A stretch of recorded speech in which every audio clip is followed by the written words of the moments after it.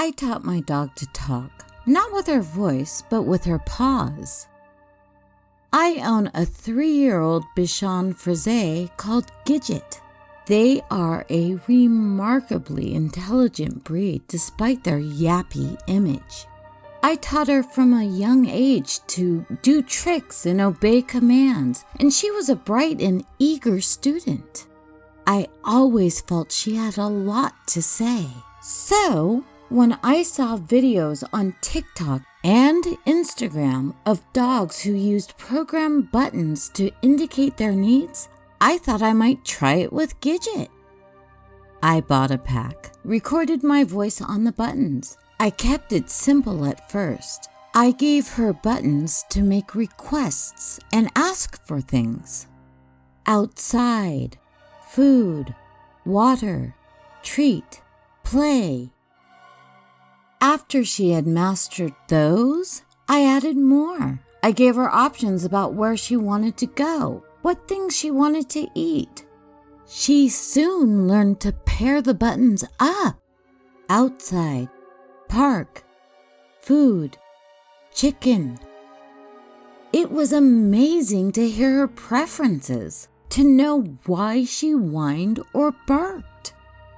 As she grew more confident, I added more buttons.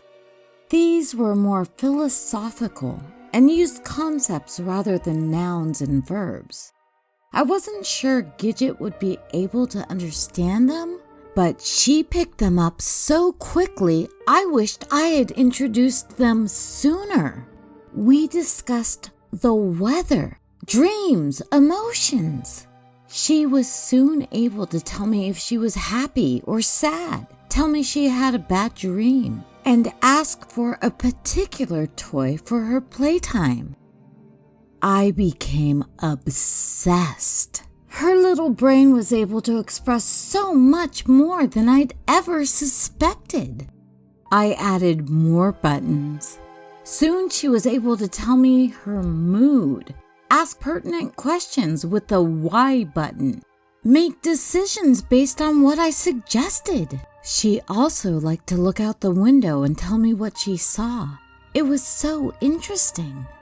Whilst I might look out of the window and see my neighbor carrying groceries from his car, Gidget would watch the same scene and tell me about the bird she had spotted or a stray leaf she had seen caught by the wind.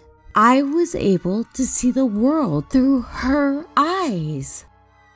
She'd been using her buttons to talk for over a year before things started to get disturbing.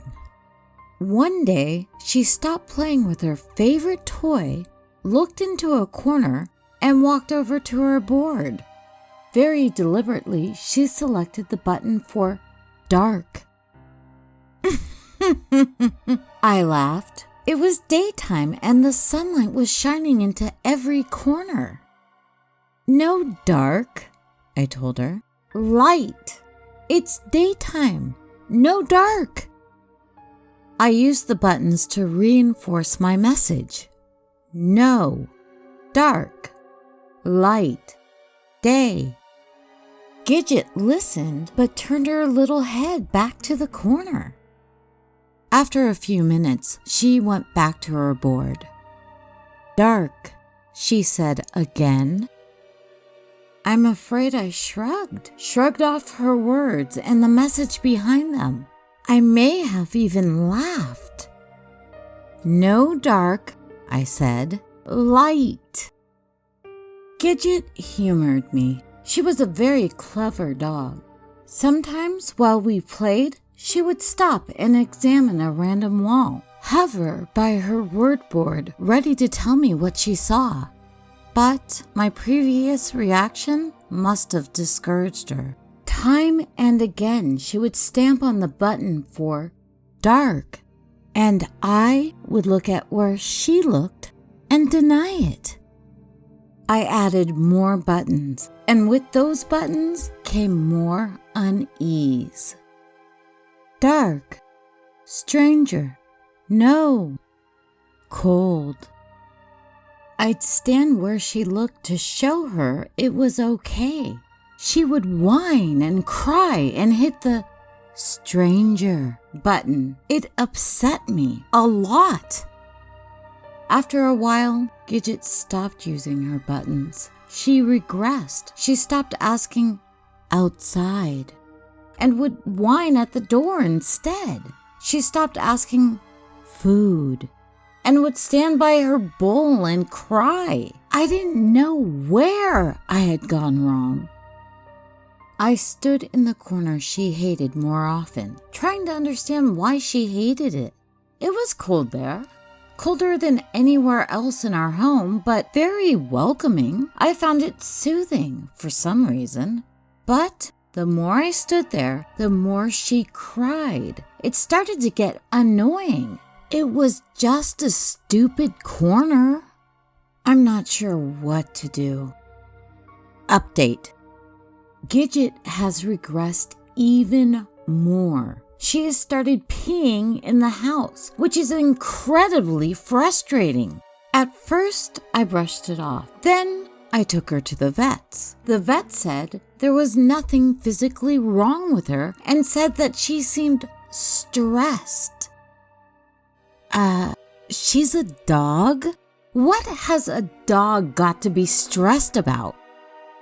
I'm getting sick of cleaning up puddles of pee. I feel like I should punish her. Update 2. Gidget won't come near me now. I hold my hand out to coax her. She turns away. Idiot animal. I remember that I loved her once, but that was before I realized how useless she was. She won't even love me, which is the main reason I got a dog in the first place. I spend more time in my corner and watch the little fluffy beast cringe in her bed. The bed I bought her that she doesn't deserve. I'm watching her now. I've been staring at her for hours now, and she's done nothing except shake and cry. She used her buttons for the first time in ages earlier. Where? Mum. Mum, bye. Stupid creature. Can't she see I'm right here? Or is it too dark? My friend isn't in any condition to update her story as far as I can tell. She apparently posted a second update that some of you may have heard, but it was removed shortly after posting. I can only imagine what she said. I don't want to use her name, but you will know her as Gidget's mom, so I'll call her GM. As for myself, I'm a friend who took Gidget away. GM hadn't checked in with our circle of friends for days when I decided to go and see her. We have a group chat that we all access daily, but she'd been absent from it for too long and hadn't responded to a single message aimed at her. I lived the closest, so I volunteered to go and check in on her. When she answered the door, I was horrified at what I saw. GM is normally a very tidy person who takes great care in her appearance, but when I saw her, she looked terrible. There were vast dark circles under her eyes and her clothes were covered in stains. She let me in, and as soon as she turned away from me, I noticed that the hair on the back of her head was matted, as if she hadn't brushed it in weeks. Even though her curtains were still drawn at 3 p.m., I could still see enough in the dim light to ascertain that her home was as messy as she was. There were dirty plates piled on the floor, stale food congealing on them, and for some reason, she had put a blanket over the mirror above her fireplace. What shocked me more was the state of Gidget though. It was a running joke in our friend group that GM treated Gidget like her baby. Gidget was completely spoiled and pampered with regular visits to the groomers and an entire wardrobe of little outfits, but the small white scrap I saw cowering in her filthy bed didn't look like the princess I'd come to know and love. Gidget looked like one of those dogs they use in adverts and animal charities. She was trembling when I saw her, but she still managed to wag her tail, giving me a warmer welcome than GM had given. and she scuttled out of her bed, coming towards me in an awkward, crouching gait I'd never seen her use before. I didn't know much about dog body language, but it was clear to me that Gidget was badly frightened of something, or someone. I didn't like to imagine what had been going on, but judging from GM's appearance and the state of her home and beloved pet, it was an understatement to say that something was terribly wrong. I'm afraid I assumed that GM was depressed. It wasn't something she was prone to my knowledge, but there was a first time for everything. I tried to be as upbeat as possible. I didn't mention how awful GM looked, but I did instinctively start to tidy up a little. I didn't know what else to do. I bustled around her flat, picking things up, recounting such news of our other friends' activities I thought she'd like to hear. GM's silence was unsettling, and being around her made the hairs on my arms prickle. It was ridiculous, but I have to admit that I was scared of her. Something was incredibly off. Not just the mess or the sour smell or GM's withdrawal. Not even Gidget's cowed attitude, which I probably could have explained had I not wanted to consider what GM might have put her through. GM is, always has been, a very sweet person, totally devoted to her dog.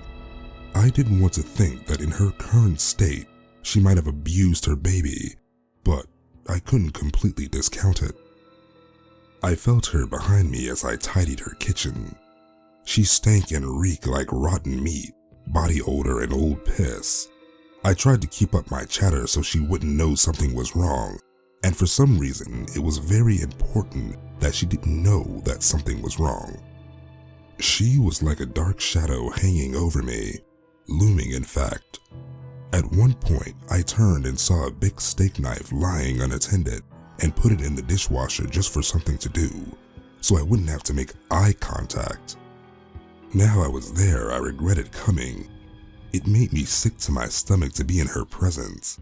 The feeling of unease I felt upon entering had only gotten worse. I looked around her flat for an excuse to do something else and saw a little puddle on the hardwood floor. It looked very much like Gidget had peed there. I hoped it had been Gidget and not GM. I made my way to the mop, but GM stopped me. She was very distressed. Her face was right up to mine, and I could smell her breath. It was sweet with rot, thick with something meaty.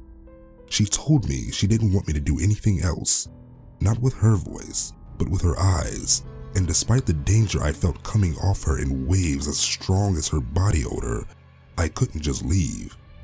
I told her I wanted to help her, or something like that. I was in no fit state to form a coherent argument. "You can do something for me," she said, and then I realized it was the first time she had spoken since I entered her flat. Her voice sounded very strange, although strange isn't a deep enough word to describe it. It was guttural and thick, as though she were holding phlegm in the back of her throat and the words were bubbling through. It's the voice an open grave would have if it could speak. The voice of a basement door covered with cobwebs held ajar with a spike of bone as a doorstep. I asked her what she wanted me to do for her, and her eyes flickered then. Maybe it was just the poor lighting, but for a moment, it looked as though she had a second set of eyelids beneath her usual ones, like a crocodile, almost transparent but with a smoky glaze to them. The corner of her mouth twitched as if she wanted to smile, but then her face became serious again.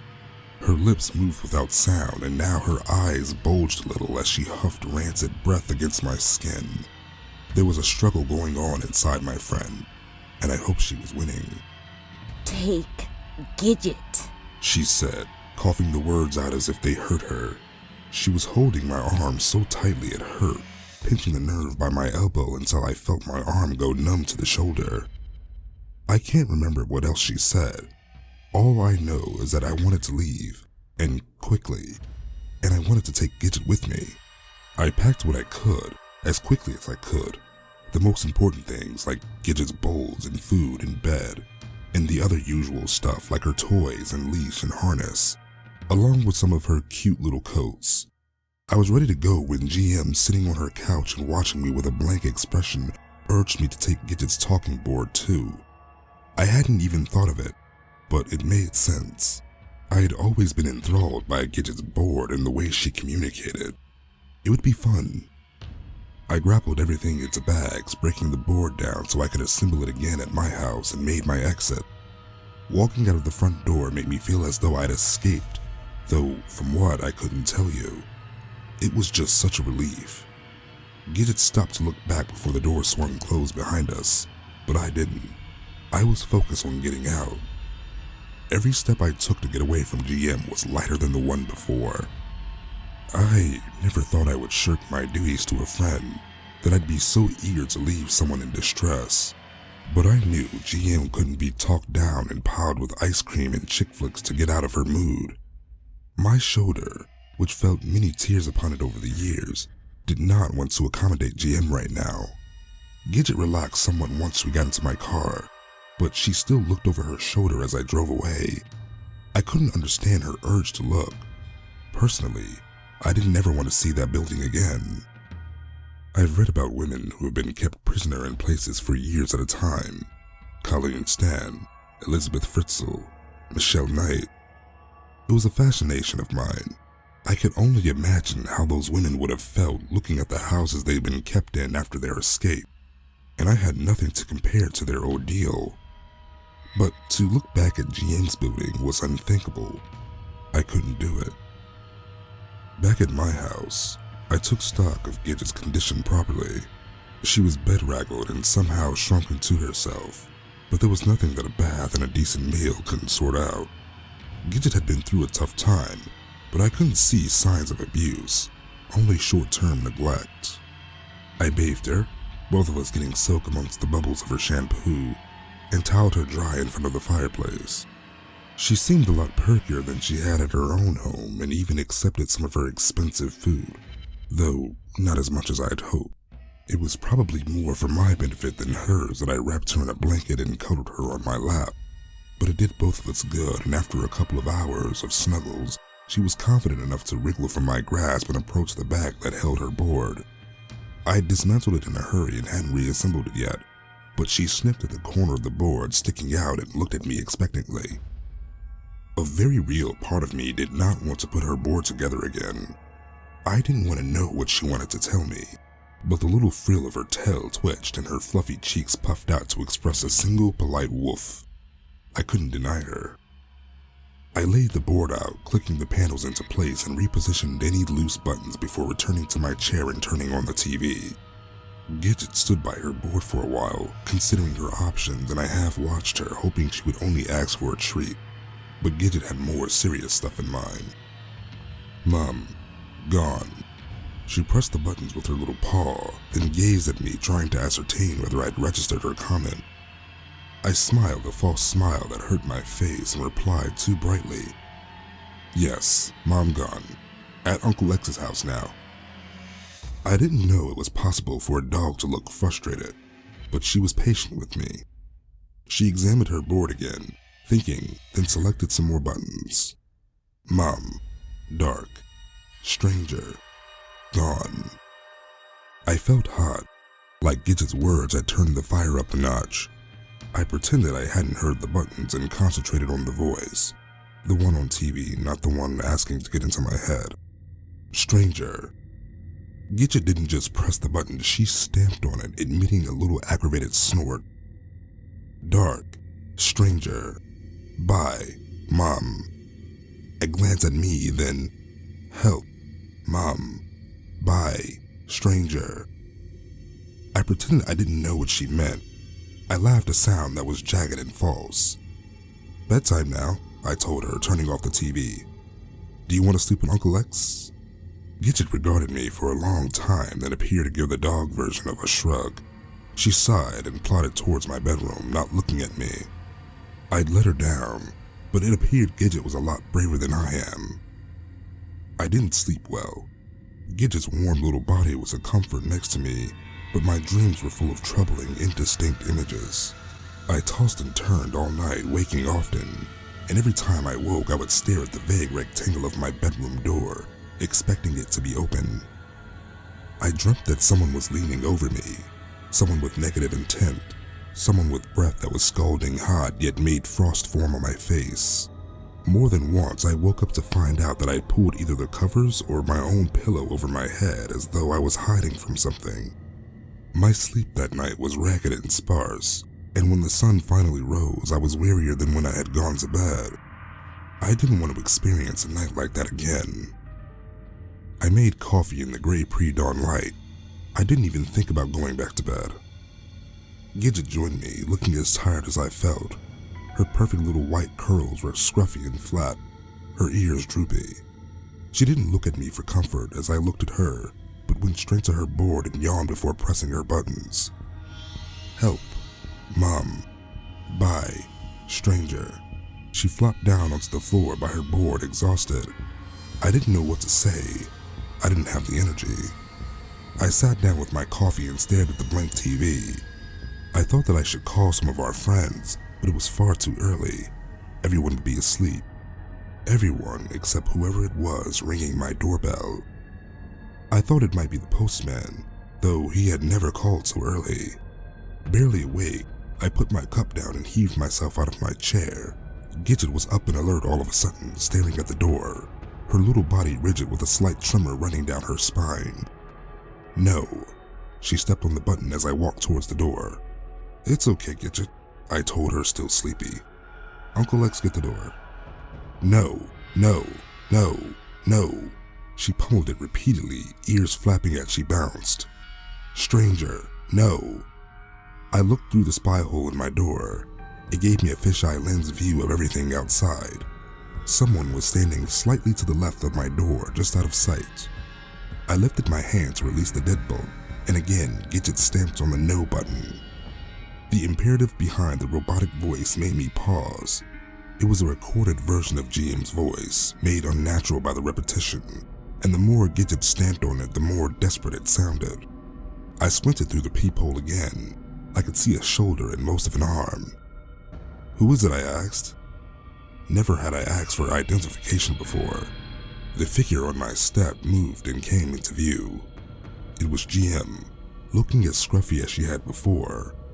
She was smiling, an expression that looked strange on her crusty face, and one arm was behind her back. The other arm reached up, the attached hand ringing the doorbell again. X, it's me, she said, sounding exactly how she should, her voice normal now. I'm feeling better. I've come to get Gidget. It should have been a relief. GM sounded fine and I was already exhausted from looking after Gidget, but I did take my hand down from the deadbolt. Gidget was frantic now, pouncing on her buttons just out of my line of vision. GM's metallic voice spoke to me over and over. No. Stranger. No. Mom. Stranger. Dark. No. I sighed, put my head against the cool wood of my front door. I can't let you in, GM, I said. I don't know why, but I can't. Something thumped against the outside of the door right where my head was placed. I moved then, stepped away just a split second before the point of a knife appeared, piercing the wood. I stared at it without comprehension and watched as it disappeared again. Open the door, X, said the voice from the other side. No. I couldn't tell if it was me or the voice from Gidget's board who spoke, but it didn't matter. The thing on my porch screamed and I heard rapid footsteps. When I looked outside again, GM was gone. Swaying on my feet, I wondered if I locked the back door before going to bed last night. I usually did. I'm hoping I did. But I did hear a weird squeal just now that sounded like the old hinges on my back door opening. It might just be my imagination, but for now, I'm crouched in my bedroom, Gidget close by my knee, and her entire attention is trained on my bedroom door. I feel like I should call the police, but I also feel like writing this down is more important. Strange. I can hear noises in my house. What should I do? I mean, it's only my friend out there, if anything. If you're not caught up, I suggest you go back to the beginning. It hurts to say this, not just physically, but that too. I'm covered in bruises and there may be some cuts too, but I'm alive, and so is Gidget. I know most of you are more worried about Gidget. This may take more than one update. I have a lot to process, plus I'm in a hospital, so I beg you for your patience. After that last incident, I did the sensible thing and called the police.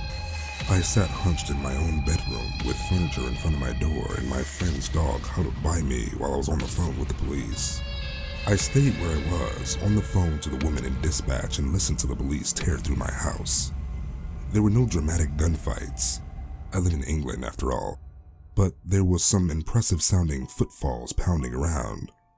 It seemed to take hours before they called all clear, but after looking at my phone, I realized it had only been 10 minutes.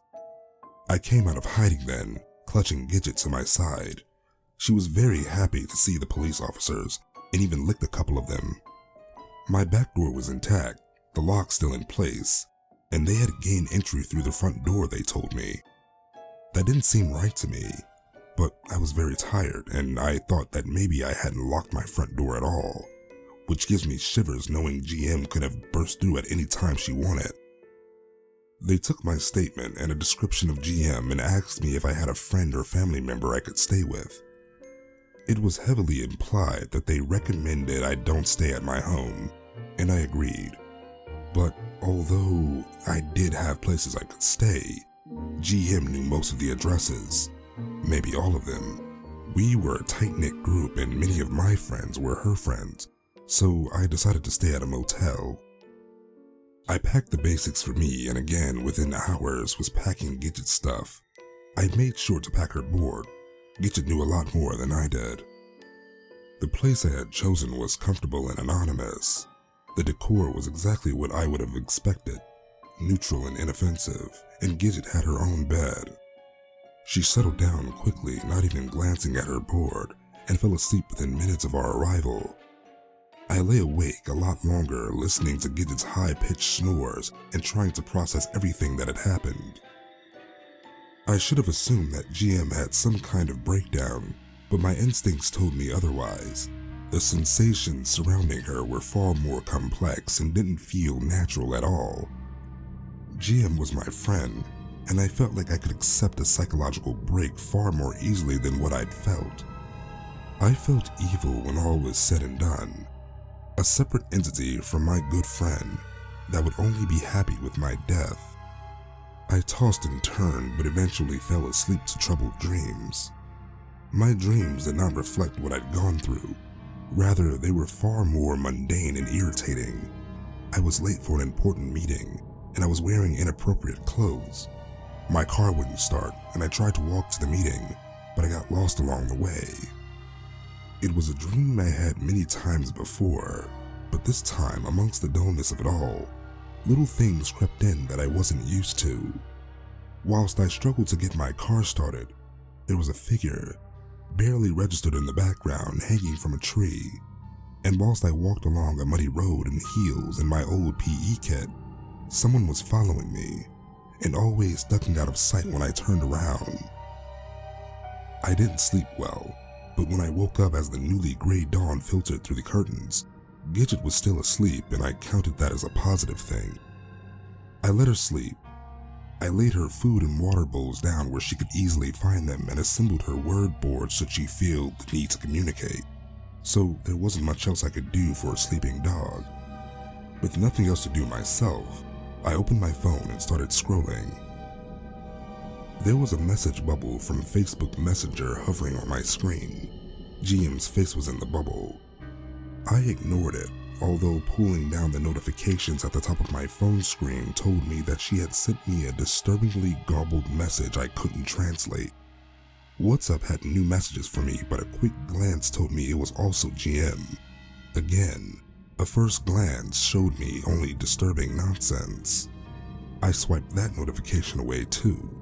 I was still tired and did not want to be reminded about GM. Another message awaited me on Instagram. I checked all my apps. LinkedIn and TikTok and YouTube also had messages for me. My new Reddit account had similar notifications. Even my bank app had a fresh message I didn't want to read. And whilst it was impossible for GM to access my bank app to leave me a message, it was indeed from her, or whatever was inside her. Everywhere I went, GM was waiting for me. I opened Google. I'm not sure what I was going to search for, but whatever it was left my mind when I saw the Google logo. I know Google changes the logo to a picture for special occasions, but I couldn't imagine what the occasion could be that would require a grainy, partially animated photo of a door. It was in black and white, flickering slightly, and looked all too familiar. For a second, I thought it might be the door to the motel room I was staying in, but somehow it was almost worse when I recognized it as the door to my bedroom where I was barricaded last night.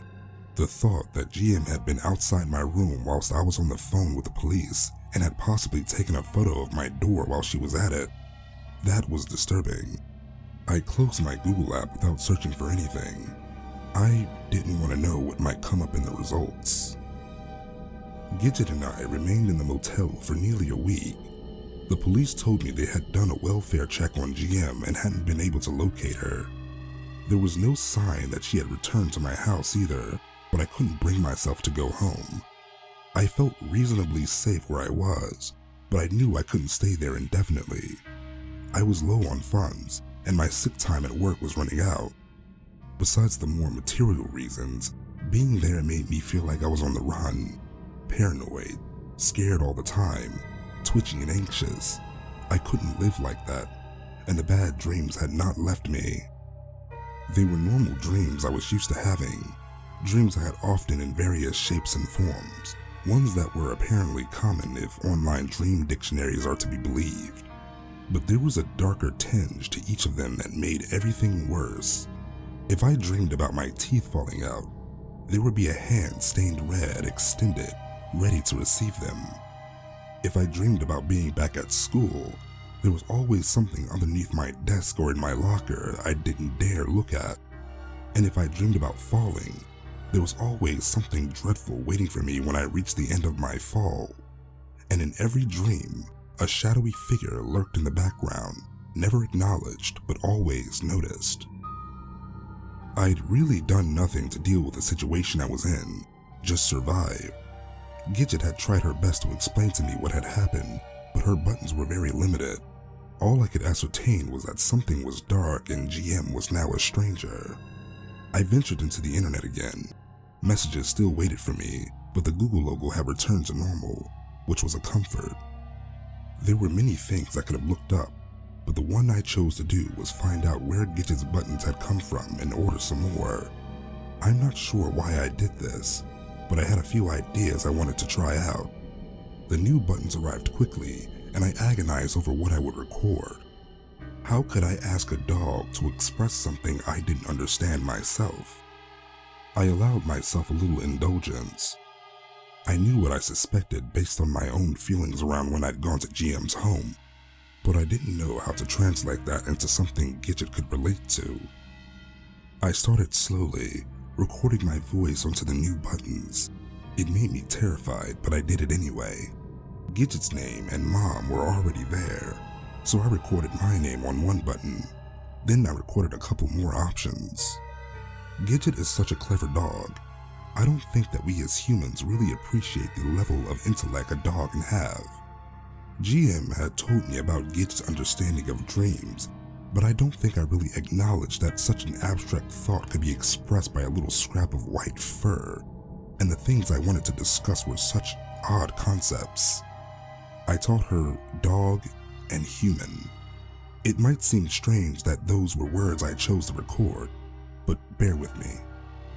Gidget, dog, X, human, GM, human.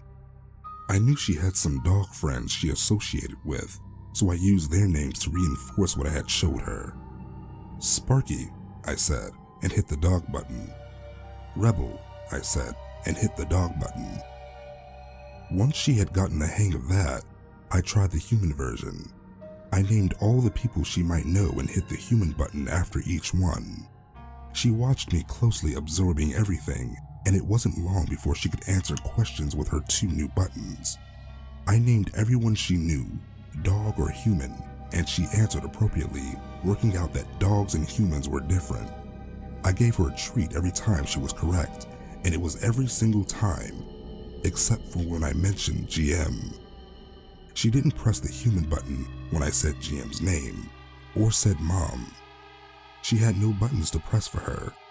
GM was apparently not a human or dog. I thought again for a long time before I could record another button.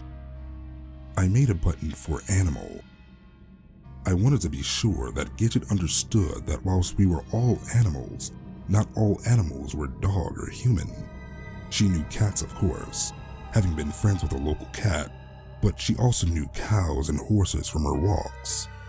Still, she could tell me that Benjamin, a human, was human, that Misty, a cat, was animal, that General, a horse, was animal. But when I said GM's name, or mom again, she did not respond for a long time until she finally seemed to get frustrated with me, and the final time I mentioned GM, Gidget stamped on her board. Stranger, dark, mom, bye. I knew what she was talking about. That was the worst thing. I knew when I was with GM, she wasn't GM, and it wasn't just a dissociative episode. GM wasn't GM. She was something else, and from what Gidget had told me, it had to do with something dark in their home. Looking back to when I had taken Gidget away, there was a corner of a room in GM's that I hadn't liked. There was no reason for me to dislike it. It looked no different, but there had been a puddle on the floor near that corner I thought might be Gidget's pee, and I was going to clean it, but GM had stopped me. She did not want me near that corner, and to be honest, I didn't want to go near that corner either, though I couldn't tell you why. It was a relief when she had stopped me. I think whatever had happened to GM had something to do with that corner, and it was why Gidget didn't think of her as human. So I thought again, wrestled with my thoughts actually. How could I allow Gidget to express herself?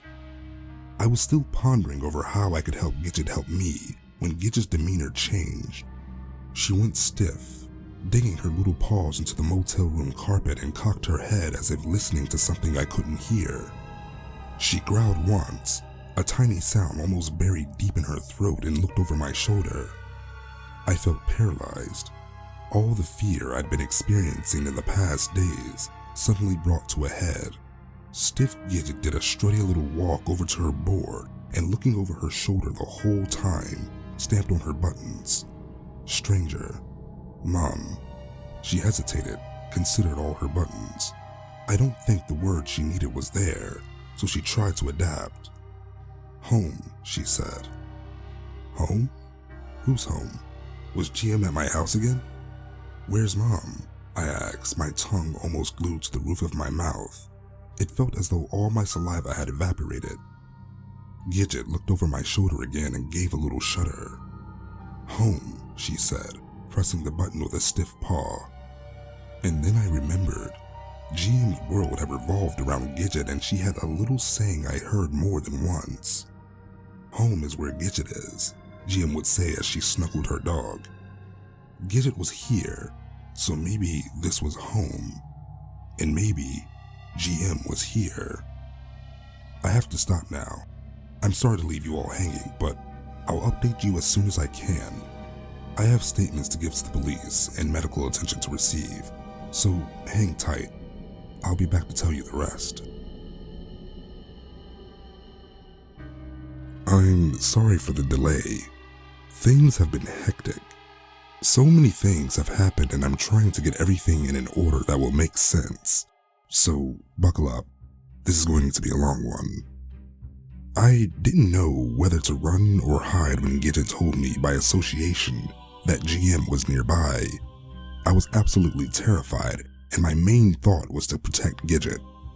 My hands were shaking so badly I could barely pack, but luckily I hadn't brought that much with me and hadn't unpacked much when we arrived. I had chosen flight over fight, and whilst running away wouldn't solve things, I didn't know what else to do. I packed Gidget's board, including the new buttons, and hefted my bags and Gidget at the same time. She was shaking and evidently terrified, but she was stronger than me. Despite her trembling, she didn't cower into me. She braced her paws against my shoulder where I'd slung her and lifted her head, chin high, to face whatever might be creeping up on us. Gidget is a ride or die kind of dog. I could feel that GM was close.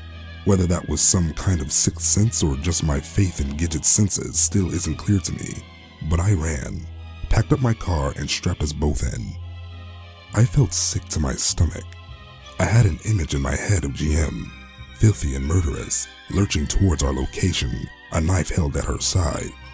She had been searching all week and now she had found us.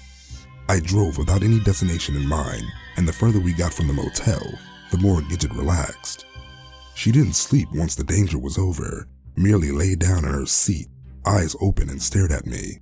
But the tension had gone from her body, and that had to mean something. I was still scared though. I felt as though GM was still hunting us, following the trail of our souls like some kind of psychotic bloodhound. And I knew me and Gidget couldn't last on the road. One can't run forever. I found a new motel and checked in. I didn't want to think about it. I was tired of thinking about it. But I knew whatever I had to do had to be resolved quickly. I settled us in, laid out Gidget's board, and returned to Google. I had given up trying to explain everything logically. I'd never considered being in this type of situation, and I was running out of sensible options, so I followed my instincts and searched demonic possession. It felt so strange to do so, and I wanted to deny that it could be real, but I did it anyway. My decision was partially influenced by the appearance of a new Google logo that merely consisted of the words "Open the door" spelled out in black letters against a foggy background. It was disturbing to see, but at that point I was very nearly done with the whole thing. I was exhausted and hungry and scared, but seeing GM's obvious message just made me roll my eyes. Whatever was in GM was too slow and very repetitive. After an hour or so of reading, I did another quick Google search and found some shops within driving distance that might have some things I needed. I had driven too far for GM to be able to catch up with us so quickly, so I wasn't too concerned about Gidget's safety, but I was concerned about her mental state. I explained to her that I was going out for a while and that I wouldn't be very long. I might have found it strange once upon a time to be conversing so earnestly with a dog, but Gidget had shown me how much she was capable of understanding. She listened carefully to my words, yawned, licked my hand, and fell asleep. That was as good an indication as any that she was safe. I trusted her instincts. I bought the crucifixes at the religious supply shop. I had no idea that such stores existed, and the fact that one was so close to where I was staying made me decide that it was some kind of omen. I got a big crucifix made of wood with a realistic Jesus carved on it. Someone had put far too much effort into chiseling abs onto him. I also got 2 silver crucifix necklaces, a larger one for me and a small one I could attach to Gidget's collar. I bought a Bible too, just in case it came in handy. I felt like I was stocking up for a vampire attack. At that point, I wouldn't have been surprised if the shop had also sold pre-sharpened steaks. My next stop was a place that sold herbs. I bought a bunch of white sage that I wasn't sure what I was going to do with, but which had seemed important according to what I'd read online. On the way home, I stopped at a church along the way. I had a large water bottle in the car which was nearly empty, so I drank the contents and went into the church. The front was by the door, so was a priest. I wasn't sure what to say to him, but I held my water bottle and asked if I could fill it. I thought I might have to be sneaky or come up with a valid excuse, but he waved me in without comment or judgment. He watched me as I held the neck of the bottle underwater. "House haunted?" he asked with a half smile. "Friend possessed," I said, and we both laughed. I could have asked him for help, I suppose, but it all seemed so fantastical it didn't occur to me. I should really have asked him for help. Instead, I went back to the motel and Gidget.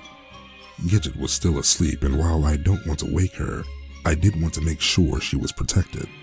The first thing I did was slide the smaller crucifix off its chain and clip it to her collar, right next to the tag with her name on it. She wagged her tail at me. I hope it would be enough for now. The second thing I did was use the holy water. I wasn't sure where to use it. I had thought about the motel doorways, but I couldn't be certain how many ways in there were, so I settled for pouring a line across the doorway of our room and splashing the door and door handle liberally on both sides. I did glance at the window too, but we were on the 3rd floor, so I didn't think it would be a problem. There was quite a lot of holy water left, so I put it on my bedside cabinet and made a mental note to remind myself not to drink it. After that, there was not much else to do.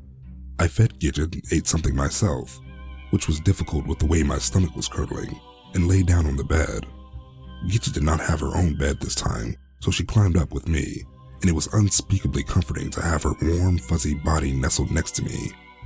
I decided when it was all over, I would get a dog of my own. I hadn't intended to fall asleep, but the stress must have shut my body down because the next thing I knew it was dark, and I wasn't in my bed. Instead, I appeared to be floating high above an unfamiliar road, and after the initial panic, I realized I must be dreaming and forced myself to relax.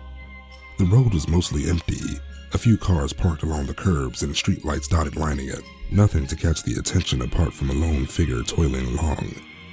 Even from a distance, the figure looked familiar, and the recognition seemed to be responsible for me drifting down and drawing closer. It was GM, still dressed in her stained sweats, her hair even more matted than when I seen her before. She was walking with an uneven but somehow inexorable stride, rolling from side to side yet making good speed. One hand was swinging next to her, fingers curled into a loose fist. The other was deep in the pouch of her hoodie. With the curious knowledge of dreams, I felt like I knew what she was clutching in there, and that it was for me. I shouldn't have been able to hear her from that height, but I could. She was panting and muttering in a low voice, and although I could not make out any real words, she sounded angry, and her voice sounded a lot deeper than it had before. I didn't want to go any closer. I felt like if I did, she would sense my presence like Sauron when Frodo put the ring on, but my curiosity got the better of me. It was a dream, I reasoned. Scary, yes, but still just a dream. So I went down until I was just ahead of her, seemingly hovering a few feet above the ground. A car drove past without even slowing, which cemented the idea that I couldn't be seen. GM was twitching her head as she walked, abrupt little jerks that made her face blur, and something about the way that happened made me extremely uneasy. I wanted to see her face. I felt like if I could, it would give me more of an idea of her mental state. As she grew closer to where I floated, she faltered, feet stumbling ever so slightly. Did she sense that I was there? I could now see in the false yellow light of the street lamps that her shoes were stained dark, and I was horrified when I realized that she had walked so far that her feet were bleeding. GM started forward again with even more urgency than before. Her hand was coming out of her pocket and I saw a dull gleam. She was coming towards me. She could see me. I panicked, willing myself to fly up to where I had been before, but whether my fear was keeping me there, a rabbit in the headlights, or GM was holding me down somehow, I couldn't be sure. I could see her face as the headlights of another passing car illuminated it. The glint of her eyes, they were completely black, like I had somehow expected just her normal eyes, but somehow they still managed to convey utter madness. You, she crowed, and whatever was in her hand sliced the fabric of her hoodie as it came free, and it wasn't until she was right on top of me that I managed to break the hold gravity had over me. I shot upwards with sickening speed, heading for the stars, but not before one of her hands brushed my foot, going straight through it. I woke up in the motel room, my heart hammering away against my ribs, my breath scorching my throat. When I'd fallen asleep, Gidget had been nestled in the crook of my arm, but now I was hugging her close and she was whining, tongue flicking at my face. It had to have been just a dream, I told myself, but even if it had been, it was one I never wanted to have again. It had been creepy enough, but the worst part was when GM had touched my foot at the very end. She hadn't made purchase, and I was just in my dream body, but it was still enough to transfer everything that was happening inside her, and there was a lot going on. I felt her pain first. She had indeed bled through her shoes and was walking on a jellied layer of it, grinding on the small bones that, from the loose way they floated, felt like they could have been broken. The tendons and muscles in her legs were surely torn, and it felt like she had a permanent cramp. She was starving too, and thirsty. The thing controlling her hadn't let her eat or drink. It didn't care about her. She was just a vessel, and it would push her for as long and as far as it wanted until she was dead.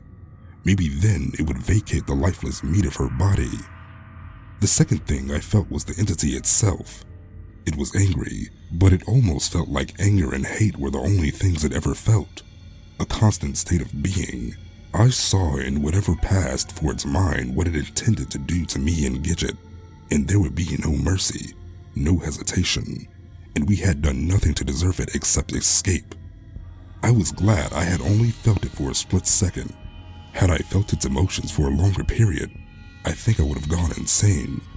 It was a miracle GM had held out for so long, but horrible as the pain and the entity's spite had felt, the third thing I had sensed before quitting the scene was somehow far worse. I had felt GM herself, a scratchy little scream buried deep down inside the whole mess. I don't know if it was her consciousness or if it could truly be her soul, but I could hear her shrieking as if she were at the end of a very long tunnel, muffled but not robbed of any of its horror for all that. I didn't know if GM could ever come back from that place, physically or mentally.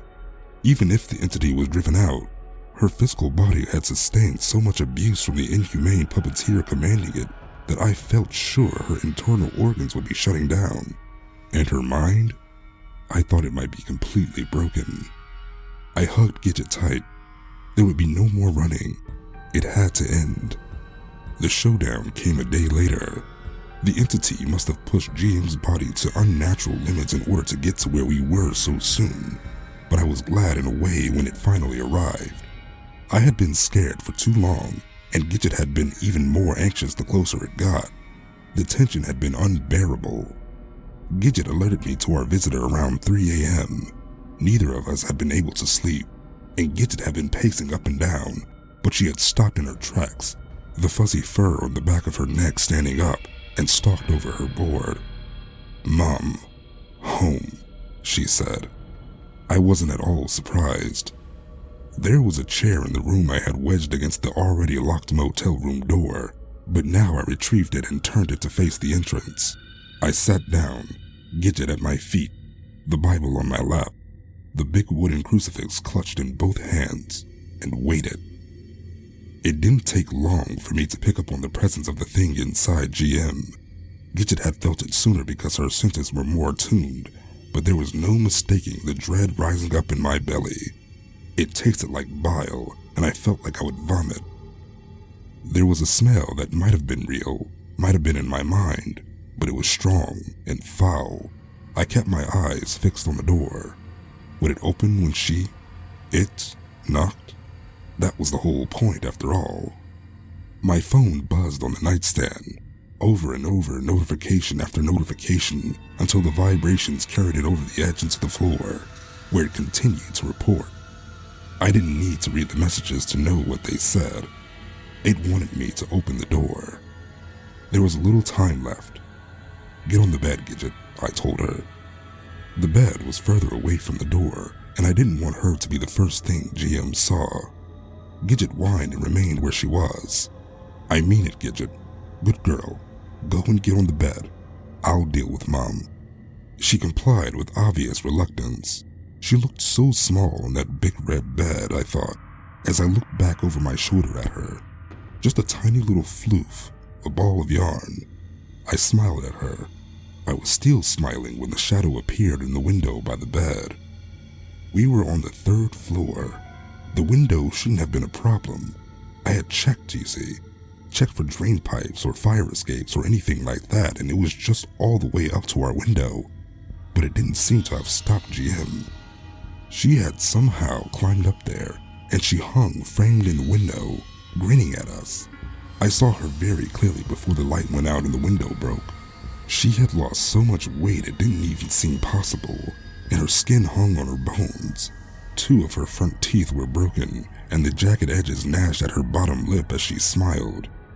The bloody hand lifted in a wave, so she was hanging onto the window still with the other. Her nails were missing. No doubt from her impossible climb, and the spongy fingertips touched the window, daubing a crooked smiley face on the glass. The light went out then, just as her hand was doubling into a fist and drawing back, and I got out of my chair so quickly it toppled, the Bible falling from my lap. The crash seemed deafening in the small space. I could see very little, the only light coming from a distant street lamp, but it was enough to see the hunched shadow that once been my friend launch itself through the window. The broken glass still in the window frame had formed long spears that didn't deter her, but they did slow her down. She was reaching for Gidget with frantic, grabby hands, but the glass pierced her and held her in place like a beetle on a pin. I didn't have time to process what was happening, or to make an informed plan of action, but I did the only thing I could. I hadn't been sure when I bought it what use the huge crucifix would be, but it turned out to be very useful indeed at knocking GM right the fuck out. Gidget hadn't moved. As tiny as she had faced the threat with the spirit of a Caucasian mastiff, and even when GM was still, she didn't let her guard down. GM's hands had just about bridged the gap between the window and the bed, leaving bloody handprints on the covers, but now they dropped into the floor. She hung over the sill, hair dangling, arms limp, and I didn't know what to do. I'll be honest, I thought about hitting her again, hitting her as many times as it needed to finally set her free, but she had once been my friend, and more practically, my knowledge of the law was sketchy when it came to bludgeoning intruders to death, so I called the police instead and took a look at what I had to hand. I doused her with holy water first. Her body twitched at that and she let out a feeble cry, trying to lift her head. My instinct to help her was strong. She sounded so pathetic, but I wasn't going to get much closer than I already was. I remembered the sage too, in the long stretching minutes before I could hear the approaching sirens in the distance, and thought I might as well use it as it was here. I lit it, and it produced a thick plume of smoke that almost immediately set off the smoke alarm, but I tried to ignore the piercing beeps and reached out at arm's length to waft the smoke towards GM. It drifted in lazy curls, apparently not aware of the urgency, and I watched it, mesmerized. I wanted it to go straight out the window, so I bent and swished the glowing bundle lower. The smoke swirled and settled around GM's head. She reacted again then, lifting her head and fixing me with a furious gaze.